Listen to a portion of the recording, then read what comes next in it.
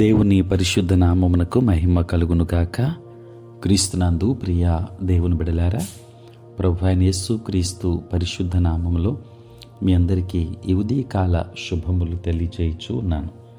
ఈ దినమంతయు మీకు మీ కుటుంబానికి దీవెనకరముగాను ఆశీర్వాదకరముగాను దేవుడు అనుగ్రహించాలని మీ కొరకై ప్రార్థిస్తూ ఉన్నాను. నేటి దినము కొరకు ఏర్పాటు చేయబడిన దేవుని వాక్యము ఇర్మియా గ్రంథం 31వ అధ్యాయం 33వ వచనం. వారి మనస్సులలో నా ధర్మవిధి ఉంచెదను.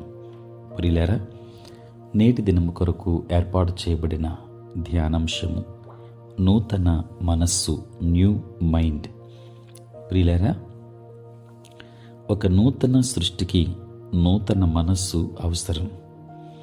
సాతానుడు విశ్వాసుల మనస్సుల్లోకి తెచ్చే చెడు తలంపుల ద్వారా దేవునితోనే కాక తోటివారితో కూడా ఉండే సంబంధాన్ని పాడు చేస్తూ ఉన్నాడు. వ్యర్థంగా పని లేకుండా ఉండే మనస్సు చివరికి దయ్యాల గృహముగా మారుతుంది. మత్తయి సువార్త 12వ అధ్యాయం 43-44 వచనాలు మనం చూస్తాం. కాబట్టి ఎప్పుడు దేవునికి ఇష్టమైన పనిలో మనము నిమగ్నమై ఉండాలి. ప్రియులారా, మీరేదైనా పని చేసే ముందు లేక ముఖ్యమైన నిర్ణయాలు తీసుకునే ముందు ఇది దేవునికి ఇష్టమైనదా కాదా అని ఎప్పటికప్పుడు ప్రశ్నించుకోవాలి. రోమాపత్రిక 12వ అధ్యాయం 2వ వచనములో పౌలు వ్రాస్తూ, సహోదరులారా అని సంబోధించి, మీరు ఈ లోక మర్యాదను అనుసరింపక ఉత్తమమును అనుకూలమును సంపూర్ణమునయున్న దేవుని చిత్తమేదో పరీక్షించి తెలుసుకొన్నట్లు మీ మనస్సు మారి నూతన మగుట వలన రూపాంతరము పొందుడి అని వ్రాయబడి ఉంది. అలాగే ఫిలిప్పీ పత్రిక 2వ అధ్యాయం 5వ వచనంలో క్రీస్తు యేసునకు కలిగిన ఈ మనస్సు మీరును కలిగి ఉండుడి అని, కొలస్సీ పత్రిక 3వ అధ్యాయం 2వ వచనములో పైనున్న వాటి మీదనే కాని భూ సంబంధమైన వాటి మీద మనస్సు పెట్టుకొనకుడి అని వ్రాయబడి ఉంది.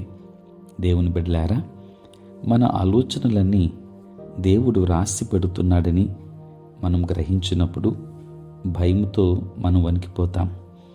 దేవుని దగ్గర జ్ఞాపకార్థ పుస్తకము నుండి మన రహస్య పనులు, ఆలోచనలు తీర్పు దినమున బయలుపరచబడతాయని పరిశుద్ధ గ్రంథం మనకు తెలియపరుస్తుంది.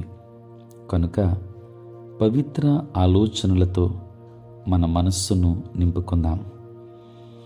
ఫిలిప్పీ పత్రిక 4వ అధ్యాయం 8వ వచనములో చెప్పబడిన రీతిగా ఏవి సత్యమైనవు, ఏవి రమ్యమైనవు, ఏవి ఖ్యాతి గలవు వాటి మీద ధ్యానముంచుకొనుడి అని పౌలు చెప్పిన వాటన్నింటిపై మన మనస్సును ఉంచి ధ్యానిందాం.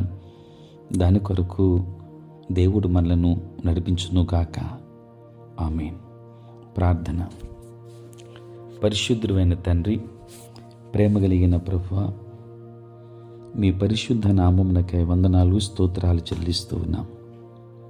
నాయన, మీరు మాలో కలుగు చేసిన నూతన హృదయమును బట్టి, నూతన ఆత్మను బట్టి వందనాలు. మా ఆలోచనలన్నీ మీ అదుపులో ఉంచుకొని మా మనస్సును పరిశుద్ధపరచమని వేడుకుంటూ ఉన్నాం. దేవుని దేహముగా మారిన అనేక సహోదరులపై సాతానుడు కలిగించేటువంటి చెడు ఆలోచనలను బట్టి ఆయన మమ్మలను క్షమించమని వేడుకుంటూ ఉన్నాం.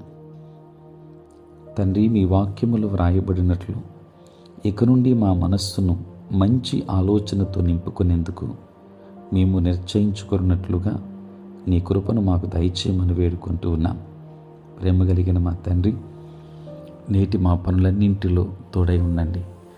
మా పనులలో, పరిచర్యలో, ప్రయాణములలో తోడుగా ఉండండి. తండ్రి, నీ సేవ పరిచర్య చేయించిన ప్రతి సేవకుని దీవించండి. ఉద్యోగస్తులు, వ్యాపారస్తులు, కష్టపడి పని చేసుకొనుచున్న బిడ్డలందరినీ దీవించండి నాయన. పుట్టినరోజు పెళ్లి రోజు జరుపుకొనుచున్న బిడ్డలని దీవించి నూతన ఆశీర్వాదములు మెండుగా వారికి అనుగ్రహించండి తండ్రి. నీ స్తోత్రాలు. అనుదినము కూడా ఈ ప్రాతకాలపు ధ్యానములు వింటున్న ప్రతి కుటుంబాన్ని, ప్రతి బిడ్డను మీరు ఆశీర్వదించమని ప్రార్థిస్తున్నాను. చదువుకుంటున్న బిడ్డలకు మీరు తోడుగా ఉండండి నాయన. దూరదేశాలలో, దూర ప్రాంతాలలో ఉంటున్న ప్రతి బిడ్డను దీవించి ఆశీర్వదించమని వేడుకుంటూ తండ్రి, నూతనమైన మనస్సును మేము కలిగి క్రీస్తు యేసునకు కలిగిన మనస్సు మేమును కలిగి ఉన్నట్లుగా మీ కృపా సహాయములు మాకందరికీ దయచేయమని యేసు నామములో ప్రార్థించి వేడుకొనుచున్నాము తండ్రి. ఆమేన్. తండ్రి, కుమార, పరిశుద్ధాత్మ త్రియేక దేవుని దీవెన సదా మీ అందరికీ తోడై ఉండును గాక. ఆమేన్.